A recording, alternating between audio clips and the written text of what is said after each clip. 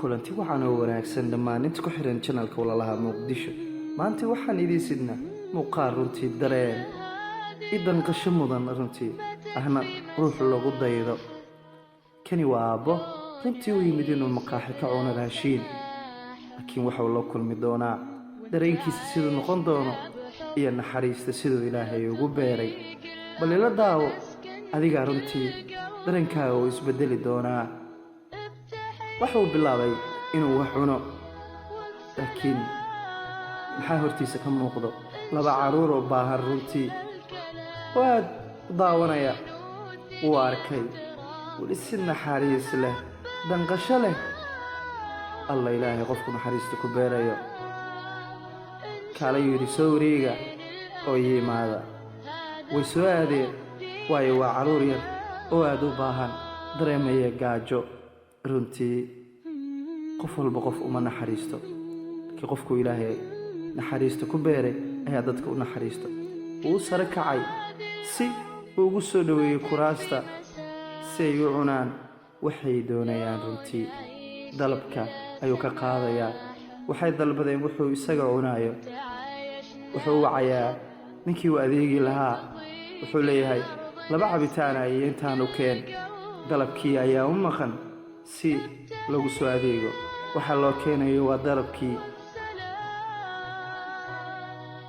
waayo waa caruur yar oo gaajayso.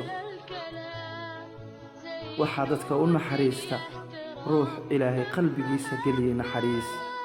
maantay waxaad arkaysaa dad wax haysta oo siinaya kuwa wax haysto, laakiin aan u muuqanin kuwa masaakiinta ah ama kuwa ka hooseeya. runtii u naxariiso kuwa ka hooseeya mar walba. u naxariiso kuwaad ka jeeb weyn tahay.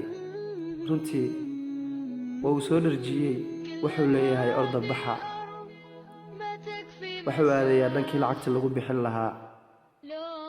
qofkii u naxariisto dadka isagana waxaa u naxariistaa Ilaahay. markuu dhiib lacagtiis yiri ayaa runtii laga diiday lacagtii ama cisho la yiri. qofka dadka caawiyo ama qof dadka caawiyo anagu xisaab kama qaadno. markaad dadka caawiso, markaad dadku naxariisato, adiguna Ilaaha kuu naxariisanaya. oo runtii isku naxariista oo u naxariista kuwa masaakiinta ah. iscafiya oo isku dulqaata Ilaahay dartiisa. qof walba qof uma naxariisto ilaa Ilaahay qof uu naxariis ku beeray. markaan isku naxariisanno, anaguna Ilaah ayaa noo naxariisanaya. anaguna Ilaahay ayaa naga raali noqonaya. maanta waxaad arkaysaa kuwa wax haysta waxay wax siiyaan, kan wax haysta ayay ugu daraan. laakiin ogow dadka masaakiinta ah in ka hooseeyo inaad u naxariisato faa'iidadeeda ayaad dareemaysaa.